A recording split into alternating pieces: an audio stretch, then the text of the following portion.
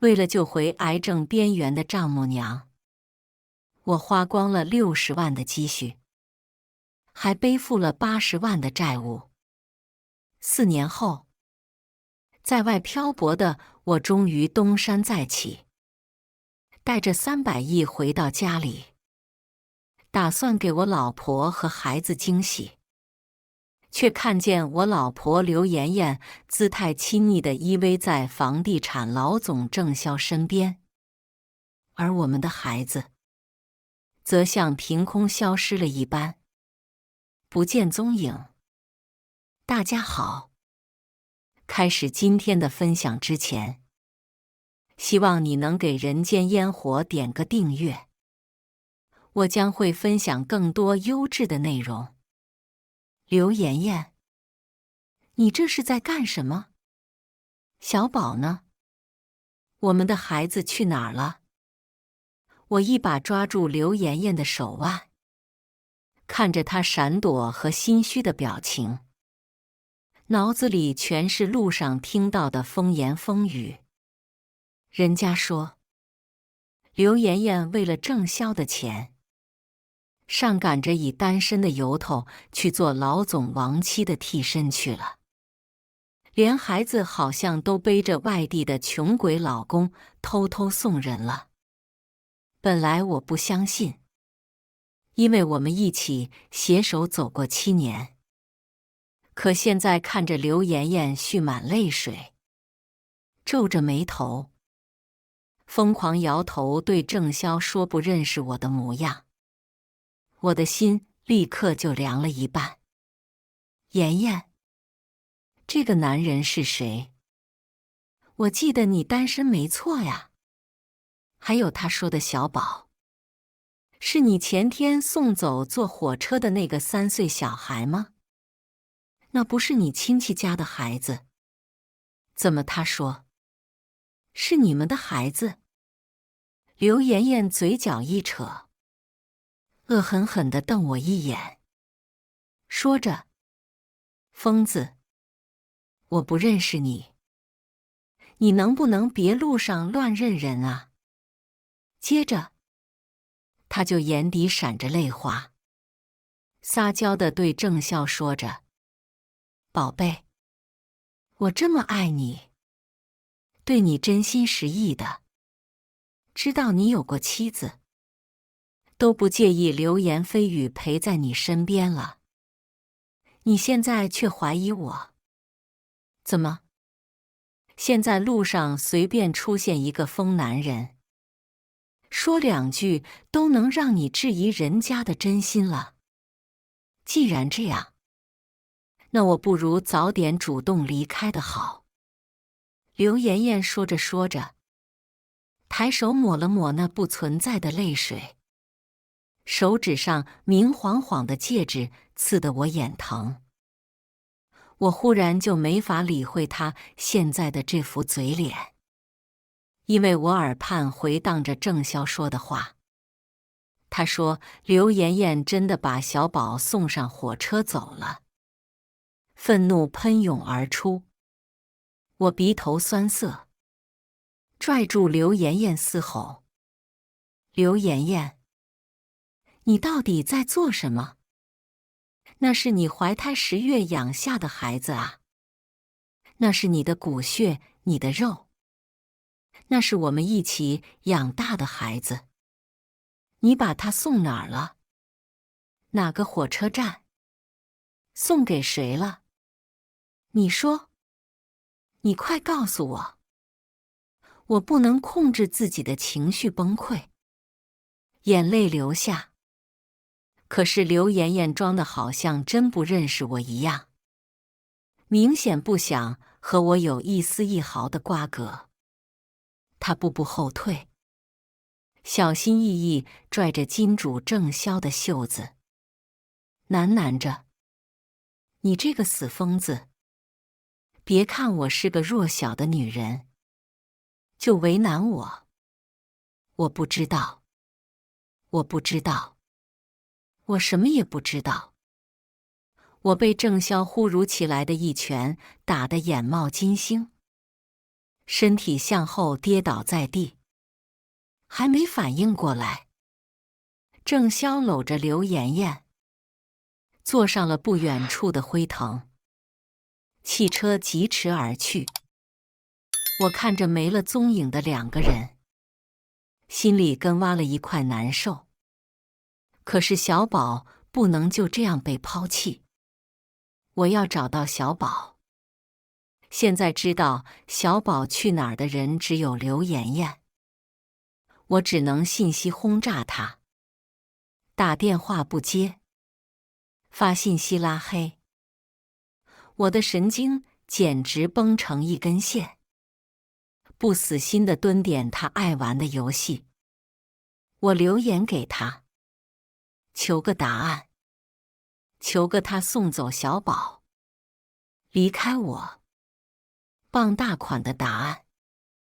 凌晨3点05分，终于等来了他的回复，那语气冷淡，说的是别纠缠，装不认识你也不能识相点配合。为了让你死心，周六我们最后见一次。刘妍妍已经抛弃了我们这个家，她当然不会回到这个仅仅80平的房子来。我闭不上眼，麻木地看着自己从外地回来时，大包小包带的一切，各个地方的特色小吃。我买的时候想的都是他和小宝尝到时绽放的笑脸。名牌包包和衣服，包装精致。我想看刘妍妍穿戴上高兴的样子来着，幻想好好的抱着她，和她真心地道一句：我终于可以让你过上好日子了。还有给小宝买的玩具、辅食、漂亮的裙子和鞋子之类。我明明想着我们一家3口温馨的相聚，快乐的享受美好生活。可是现在呢？我吸了吸鼻子，蜷缩在墙角，拿手盖住了脸庞，任由泪水沾湿指缝。口袋里的黑卡掉出来，在寂静的房间里发出了清脆的响声。我捡起来，紧紧捏在掌心，眼睛定了定。里面是我打算给刘妍妍的，挣回来的300亿。可是现在，我忽然觉得它不值得。偏偏目光扫过我和刘妍妍校园时期的合照，我无法控制地再次开始动摇。7年都走过来了，万一他是有苦衷呢？到时候，只要刘妍妍可以说服我，接回小宝，重新和我好好过日子，这些钱，我依旧愿意给他。打好了主意，周六我早早的就去了刘妍妍说的地方等待。因为300亿我还没舍得给自己花，一路上我还是开着面包车去的。那里的保安看不起我的面包车，不准车进去。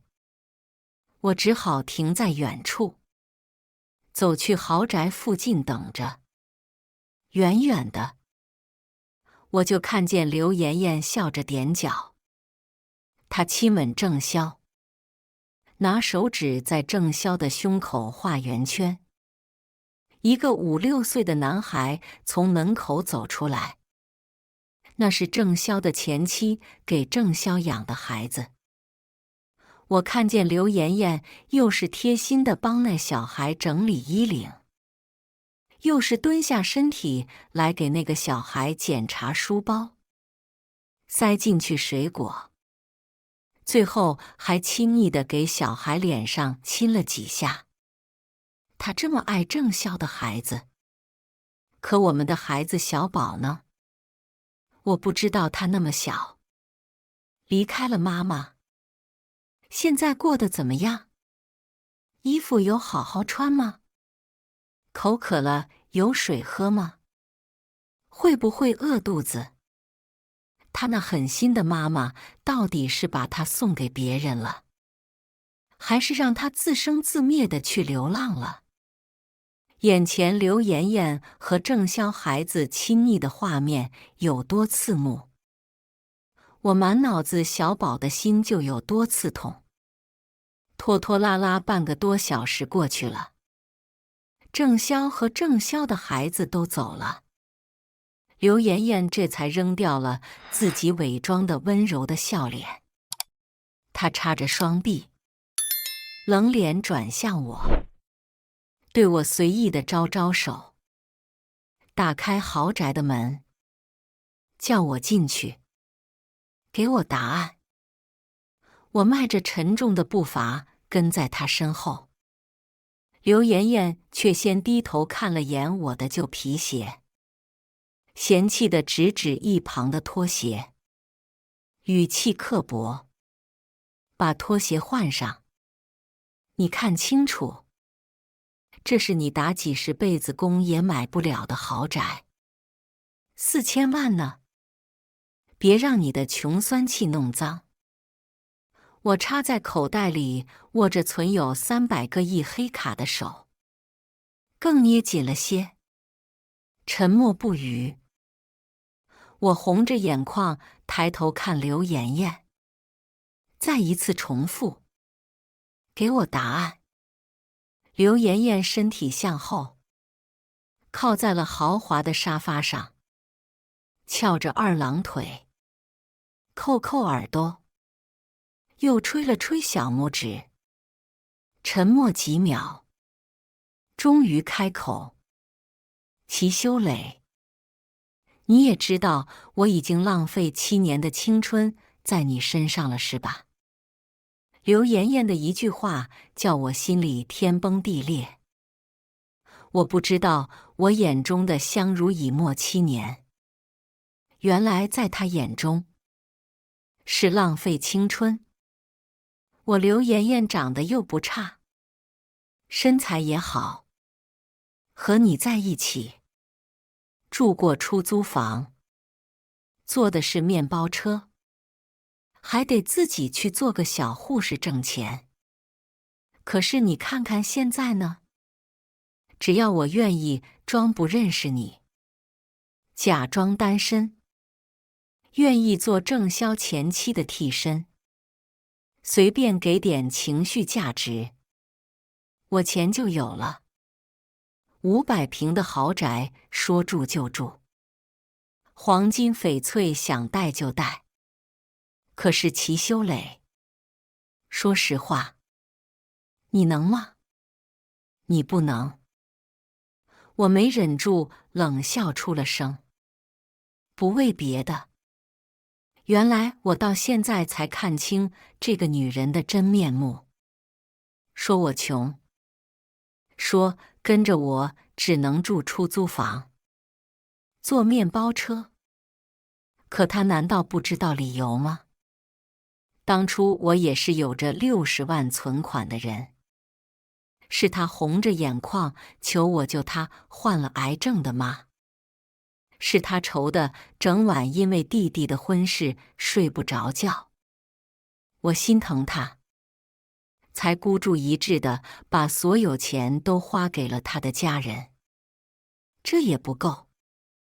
刘妍妍几乎是趴在我身上，哭着一次次求我再多帮帮她妈妈，多帮帮她弟弟。我咬牙借钱，负债80万，可为了给她和小宝更好的生活，这才又被迫背井离乡的在外拼搏，无法抑制心里破碎一地的悲凉凄惨。我忍下这口气，继续问：好，就算这样，你动小宝干什么？那可是你和我的孩子。呵，别说了，那孩子长得和你一个样，我看着就恶心，穷酸气满身。这次为了不挡我财路，我送给别人去收养了。放心，收养的人是个资产有50万的，比你强多了。小宝那天跟着人坐火车西站走的。你……这次不等刘妍妍说完，我死死揪住她的衣领，攥紧拳头，恨不得把面前这张画得清纯的脸打烂。可是拳头到了她鼻尖处，脑海浮现的又是我们从校园到我离家的一幕幕。我终究下不去手，气得头晕脑胀，把刘妍妍放开，转身撒开脚步，朝着火车西站的方向跑去。小宝，爸爸来了，爸爸带你回家，不要怕。我一路上流泪，在人群里疾走，眼花缭乱中急切地妄想寻找我熟悉的面孔，那个小小的身影。可是时间太久了，找到都已经是很荒谬的事情了。麻木地走着，找着，身边的人掠过耳畔的话语，忽然叫我脚步一顿。那小孩真可怜，才3、4岁的样子，怎么就被车给撞成那个惨样？哎，也不知道谁家家长这么大心眼，孩子半路从火车上跑下来，也不知道不拦着。等啥时候知道了，那还不得疯了？听说那孩子的尸体到现在还没人认领呢，右手上戴着个银手环，应该家里挺爱这孩子的呀。可这么说，孩子丢了到现在也没发现，不应该呀。关注我，每天更新精彩故事。右手的银手环，我送给小宝的生日礼物，祈求他岁岁平安，健康快乐地长大。于是刹那，呼吸停了，心脏也不跳了。我僵硬地转头，眼眶酸涩得不得了，脑海浮现的是小宝笑着叫爸爸的画面，嘴里问的却是那个孩子的尸体在哪里？行人被我吓到了，给我指路。等我终于鼓起勇气，掀开那层白色的布时，整个人却都像被榨干了一样。因为只一眼我就确定，这个孩子是我的小宝无疑。他还穿着我买的粉色背带裤，但是小腿处被撞断了，背带裤上染着斑驳的血迹和灰扑扑的尘土。小宝右手处的银手镯还在，左手里握着的是他最喜欢的芭比娃娃。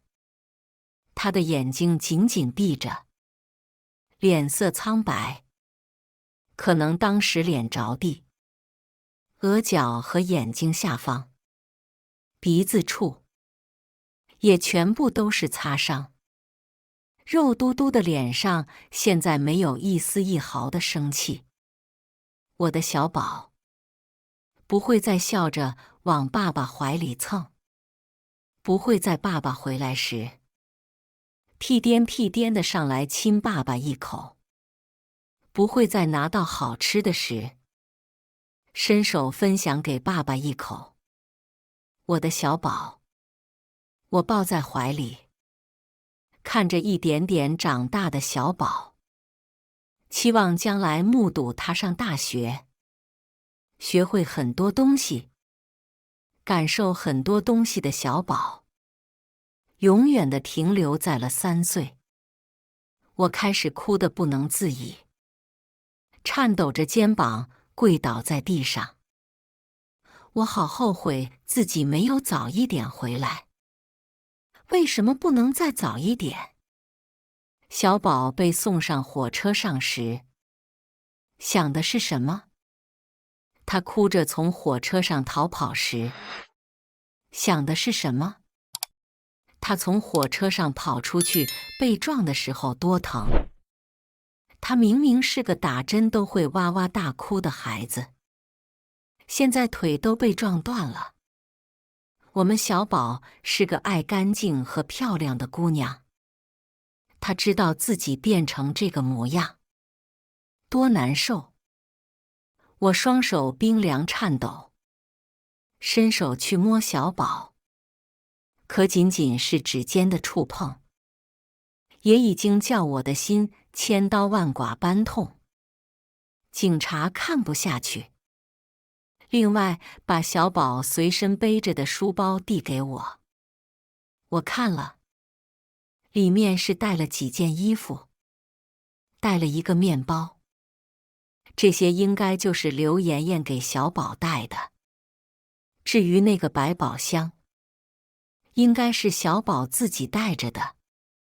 刘妍妍天天说小宝的百宝箱里装着的都是垃圾，小宝每次都会笑着捂住他的百宝箱，眼睛亮了亮的回复：不是垃圾，是宝贝，是最最珍贵的宝贝。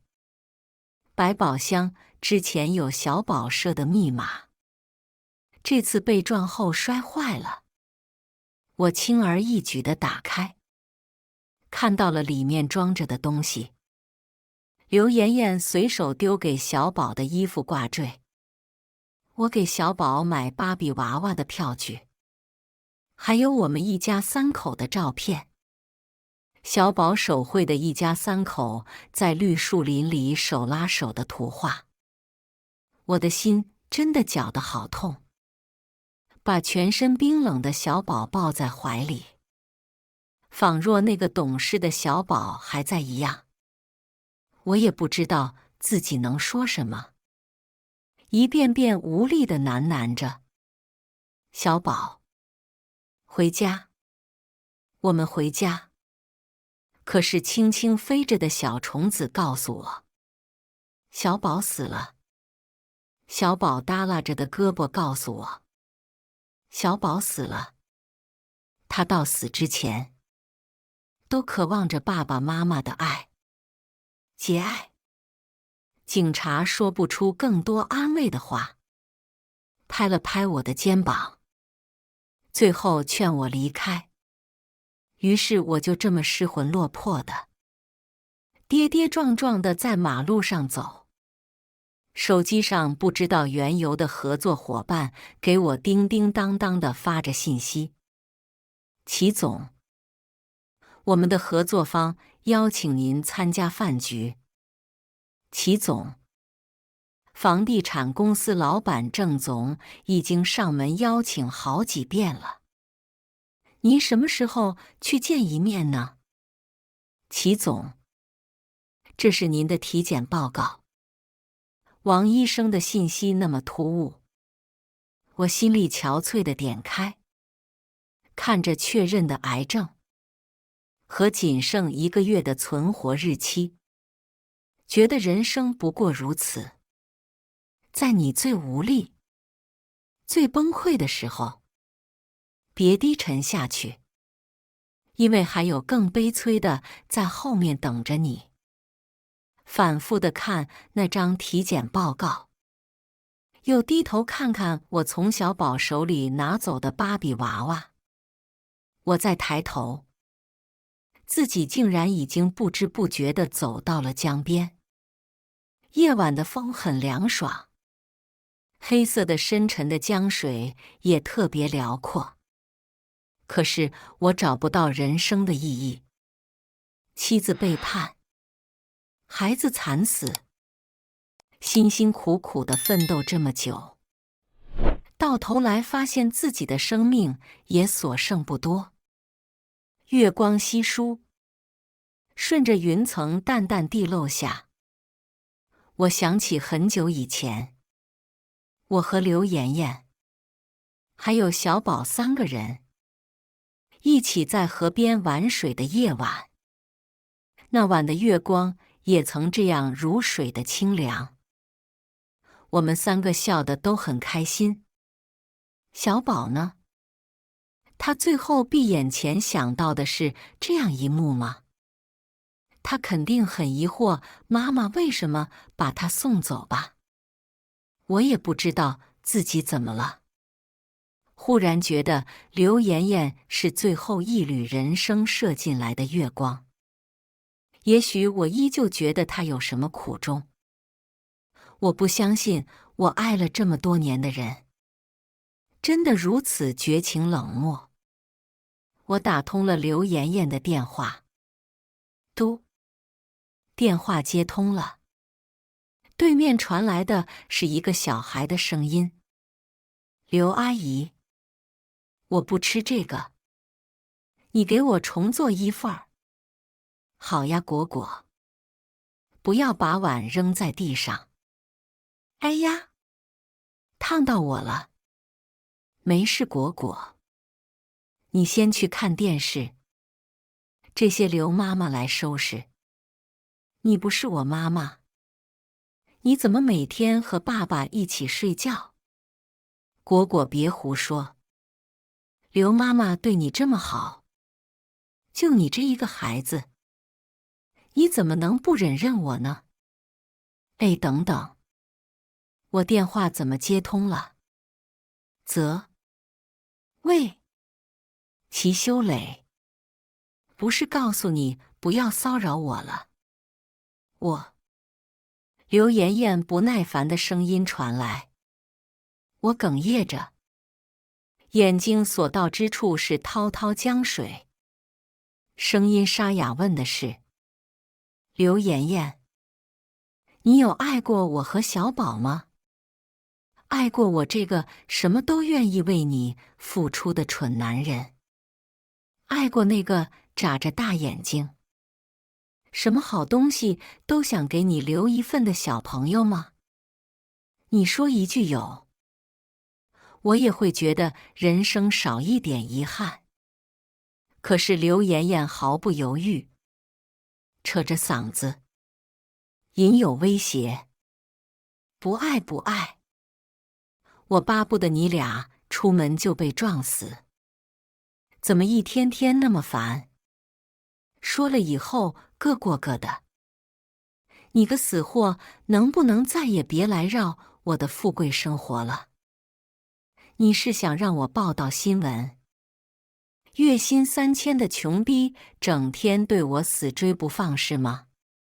话语落下，我再也没有别的话可以说，留下一句如你所愿。我挂断电话，把手机扔在一边，带着癌症诊断的消息和小宝留下的芭比娃娃，张开双臂，闭着眼睛，毫无牵挂地投入江中。死亡的过程竟然如此漫长艰难。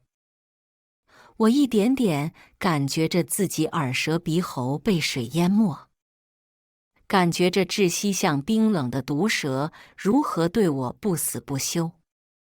很久之后，我失重的被黑暗盛满的身体突然变得轻盈，淡淡的白光朝着我涌来。我看见小宝抱着洋娃娃，伸开手朝我跑来。他在叫我爸爸。小宝，我眼眶酸涩，没有想到死后第一回看见的是我的小宝，而且还是4肢完整，依旧会笑会朝着我扑来的小宝。我把他抱在怀里，舍不得放下。小宝蹭蹭我脖子，睁着大大的眼睛，眼泪开始源源不断地涌出。他问我：“爸爸，妈妈那天为什么要把小宝送走？妈妈说的明明是给小宝买糖葫芦，怎么小宝后来等不到妈妈？”爸爸，小宝跑出去找妈妈，有一辆好大的车咚地朝小宝撞过来，小宝疼死了。爸爸，小宝好想你和妈妈，我们什么时候一起出去玩呀？小宝知道7号是妈妈的生日，给妈妈准备了礼物呢。小宝喋喋不休，圆圆的脑袋左摇右晃。他拉着我的手，开始不停地哭，求着我一定要带他去见妈妈。他很想妈妈。我实在不忍心看小宝再哭了，想着反正刘妍妍也看不到我们俩，最终答应。于是我和小宝飘着来到了刘妍妍现在住的豪宅里。刘妍妍正弯腰站在郑潇的孩子身旁，一口一口哄着喂饭，脸上笑嘻嘻的。那孩子把饭吐出来，吐到他身上也不生气，他只是擦擦，然后接着夸赞地去喂饭。小宝在我身边，拉着我的手，有点不理解，问：“爸爸，妈妈不是工作很忙吗？小朋友不是独立吃饭才对吗？怎么妈妈笑得这么开心？喂这个小朋友吃饭？”我有些心疼地搓了搓小宝的手，哄他：“这个也是妈妈的工作，小宝不要在意。”小宝点点头，挣开我的手就要上前去抱住刘妍妍。他着急地在刘妍妍的小腿附近绕圈，叫着妈妈抱抱她。可是刘妍妍看不见小宝，她听见门铃声响起，一把抱起了郑潇的孩子，在郑潇孩子脸上亲了一口，语气都变得更加谄媚：“爸爸回来了，走，和刘妈妈一起去接爸爸吧。”小宝有点慌了，他转头问我：“妈妈不是小宝的妈妈吗？小宝的爸爸也就在这里呀。可是妈妈现在在说什么呀？”我心疼地把小宝拉回来，看着刘妍妍百般讨好地为郑潇开门，上前和郑潇相拥亲吻，然后拿着孩子向郑潇邀功。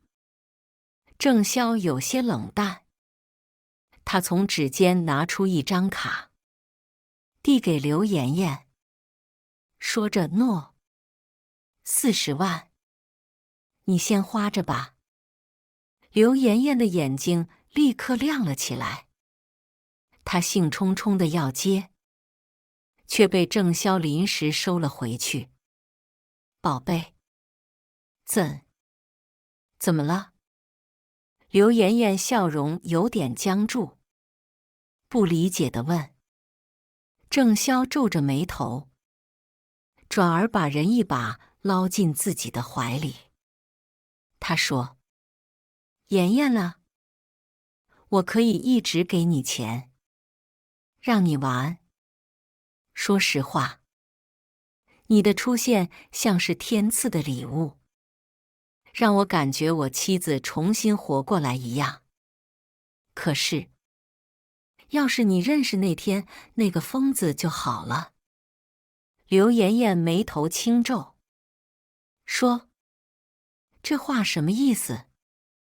郑潇摇摇头，顺其自然地说着：“哎，我今天才知道，原来我一直求着合作的老总，竟然就是那天疯了一样上来的男人。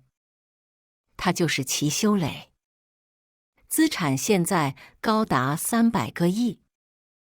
看他对你也有意思，你要是能搭上他。刘妍妍愣住了，她满脸的不可置信，没有接郑潇手里的卡，反而重复问了一遍：300亿？那个废物？300亿？郑潇，你认真的？郑潇摸摸刘妍妍的脑袋，柔声细语：千真万确宝宝，你看你这么爱我，能不能？话没说完，刘妍妍已经面色惨白。她借口脑袋有点晕，连郑潇给的卡也没顾上接，拿着手机转身把自己锁在了房间里。我和小宝飘进去，看见刘妍妍打开我的联系方式，疯狂输入信息。她说：修磊，我有苦衷，你也知道，一个女人和一个孩子的开销有多大。我离开你和孩子，完全是为了帮你减轻负担。修磊，没有你在身边，我真的撑不下去。我想了想，不管日子有多难，我还是应该接着陪你走下去。我们一家3口应该整整齐齐的快乐生活在一起。齐修磊，你还爱我对吗？什么时候来接我？我真的很想你。刘妍妍疯狂地发着信息。糖衣炸弹。她打感情牌，甚至回忆起来我们从前度过的种种艰难时刻。只字不提我有300亿的事情，每句话都是为了我好，不忍心看我负担这么重。他爱我，呵，真可笑。我付出真心，生命乃至一切都得不到的爱，区区300亿，叫他爱不离口。冷眼看着举动逐渐疯狂的刘妍妍，我默不作声。小宝看不懂他妈妈在写什么，问我，我也只是揉揉他脑袋，不说话。靠，死男人，回话呀！刘妍妍一瞬不瞬地盯着手机，看不到我的回复，开始咬指甲。但实际上，他又怎么可能得到回复呢？手机对面的那个人，早就在心灰意冷、失去一切的时候，投江自尽了呀。刘妍妍不知道，也不死心，拿来眼药水往眼睛里滴，又拿着粉扑把自己的脸扑得惨白。他开始给我不停地打视频，似乎想要靠卖惨来赢得我的回心转意。视频也打不通，他就接着执着于打电话。当然不会接通的，当然不会有人回复他的。可是出乎意料的，电话打通了。刘妍妍按照自己预期的，哭腔满满的叫我名字。修磊。名字才刚出口，手机对面的人问：你好，您是死者的家人是吗？我看手机主人给您的备注是老婆。这具男尸和那具小孩的尸体，您可以来认领一下吗？肉眼可见的。刘妍妍慌了，她脸色的惨白，是粉底液和粉扑都掩饰不住的那种，踉跄的向后跌倒。刘妍妍似乎没有听清，结结巴巴的又问了一句：“你说什么？什么男人和小孩的死尸？是齐修磊和小宝吗？”我没听清对面答了什么，眼见着刘妍妍拿起包，连拖鞋也没来得及换，急匆匆地朝着门外面跑出去。他一路紧急开车，很快到了尸体认领的地方。我看着他舔嘴唇，看着他恶狠狠地从车上下来。下来后，刘妍妍并不着急去看我和小宝，她好像在自我鼓励，双臂插起，嘶哑咧嘴，开始自言自语地骂骂咧咧：“哼，齐修磊，你手段真的很高明，想用死来吓唬我吗？告诉你，老娘不吃这一套。穷鬼就是穷鬼。当年给我妈看病，给我弟娶媳妇都得借钱。现在有了个破300亿，倒是把我这个老婆忘得干净。呵呵，还试探我，不就是想逼我把小宝接回来吗？看一会儿我怎么让你求我，求我重新回到你身边。成功了，我再考虑把小宝接回来。絮絮叨叨地讲着，刘妍妍似乎信心十足了，这才不慌不忙地走进去。她压根不害怕，应该是打定了我只是在吓唬她。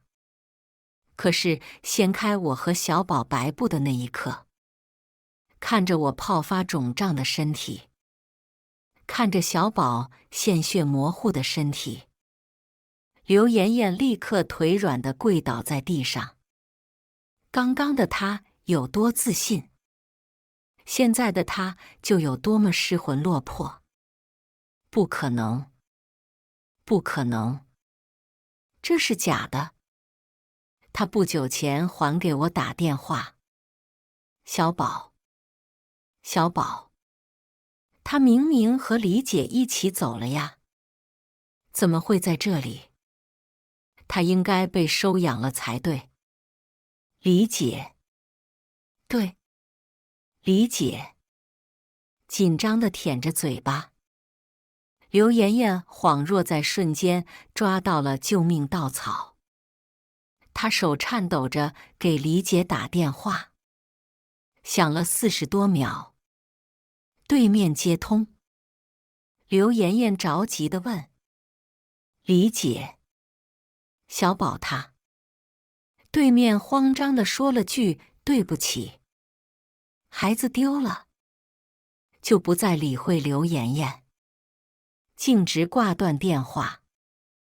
这下刘妍妍的希望彻底粉碎，她眼眶睁得很大，不甘心地看着面前的2具尸体，一遍遍确认，终于肯定了尸体的身份。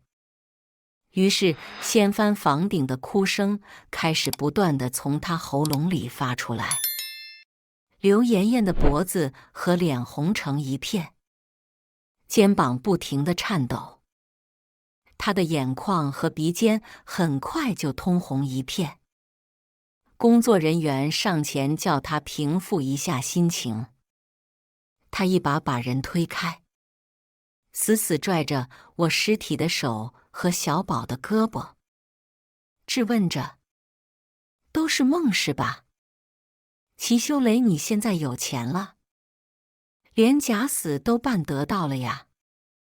你说你有300亿，你直接告诉我不就好？你非整这死出，都怪你。我现在这么惨，都怨你。你知不知道我因为你没钱，在郑潇那儿受了多少苦？你人没了，钱呢？钱你打算怎么办？那可是300个亿。刘妍妍哭得上气不接下气。郑潇忽然给她打来了电话，刚一接通，对面就问：妍妍，你找到齐修磊了吗？要是他想要你的话，为了我们更好的生活，你就牺牲一下自己好吧。刘妍妍没回答，咚一声将手机扔得老远。她再次死死地上前抱住我和小宝的尸体，不管尸体的腐臭味，任由泪水淌在尸体身上，直到实在哭得没了力气，才跌跌撞撞地离开，并且再次久违地回到了我们80平的家里。家里没人，灰土已经有了薄薄的一层，而刘妍妍首先看到的，就是我回来时给她大包小包买的礼物：百达翡丽和浪琴手表，路易威登和普拉达的包包，阿玛尼和华伦天奴的衣服。她以前嘴里无意念叨过的，现在都安安静静，满满当当地摆在他的眼前。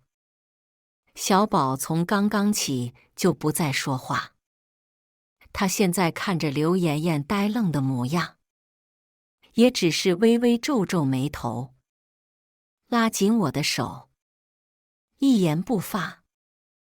刘妍妍见到那些堆满的礼品，就开始继续泪流满面。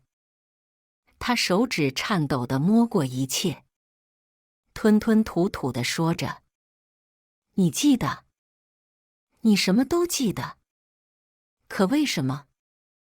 为什么我就不能对你好一点？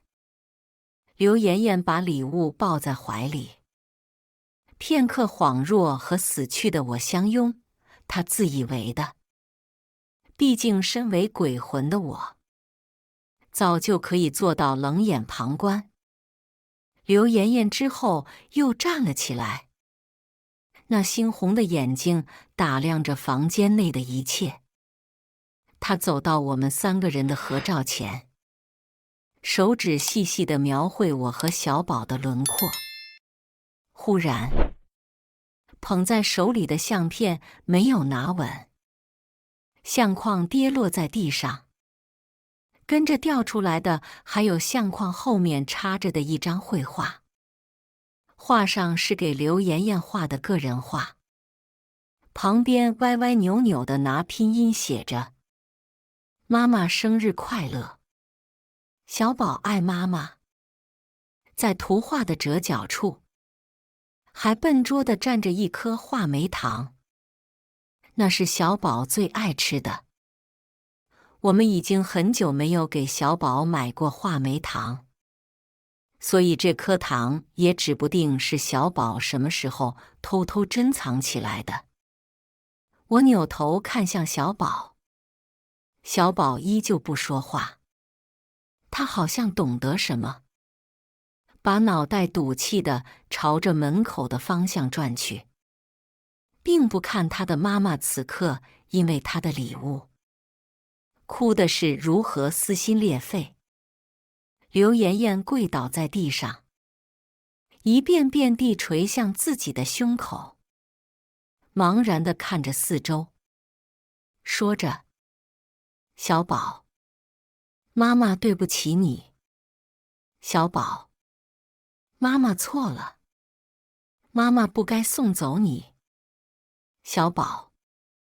空荡荡的房间，没有人理会他，只是郑潇和郑潇的孩子，好像查到了我们的住处，推门而入，看着地上的刘妍妍，郑潇追着赶着，循循善诱。他笑得脸上肥肉乱颤，蹲在刘妍妍身边，说：“妍妍，帮帮我呗，帮我做成了这个生意，我就给你100万，怎么样？”那孩子也趾高气扬地说：“你本来就是为了钱才死不要脸，非做我妈。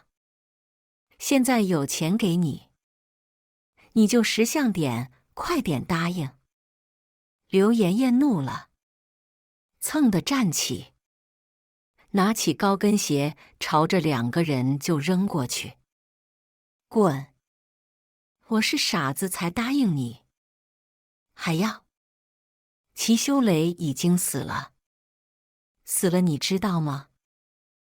要不是你一直让我留在你身边，我现在哪看得上什么100万？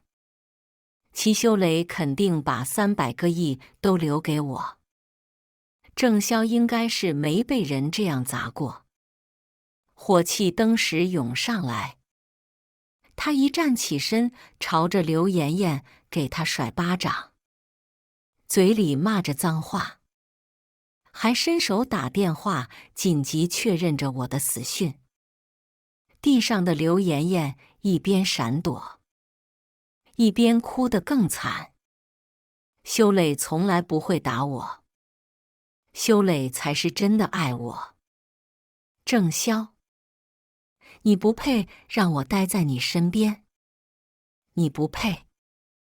郑潇这边确认了我的死讯，紧接着就开始找人脉确认我300个亿的去向。我委托的代理人弯弯绕绕，和郑潇扯上了关系。没一会儿，郑潇打累了，喘着粗气，得意洋洋地告诉趴在地上的刘妍妍：“呵，贱人，还给你300个亿，人家早就处理的捐给儿童基金会了，你也给老子滚吧！钱1毛捞不到，脾气还大成这样，老子再也不要看见你！”郑潇甩甩胳膊，连一眼也懒得施舍给刘妍妍，带着孩子夺门而去，留下刘妍妍以后人在地上喊着：“不可能，不可能！他明明最爱我的，不可能！”我和小宝看着逐渐疯癫的刘妍妍，相视无奈摇头，忽然就感觉身体更加轻盈起来。小宝告诉我：“爸爸，时间到了，我找你以前，有个老爷爷告诉我，今天我们该去新的世界了。”我点点头，接着就看见刘妍妍疯狂地割腕，股股鲜血流在地上，她困难地挣扎，最后笑着窒息而亡。身亡的那一刻，刘妍妍同样漂浮着出现在我和小宝身边，只是她还没有激动地朝我们跑过来，我和小宝的身体就开始散着白光，缓缓消失。妈妈，我讨厌你。刘妍妍，再也不见。小宝留下一句，我也说了一句，然后不理会刘妍妍长长的嘶吼。我们2个拉着手一起离开，但愿再来一次，能真正的拥抱幸福。以上就是今天分享的故事。大家有什么想说的、想吐槽的，欢迎在下方评论交流。也更希望能给人间烟火点个订阅，我将会分享更多优质的故事内容。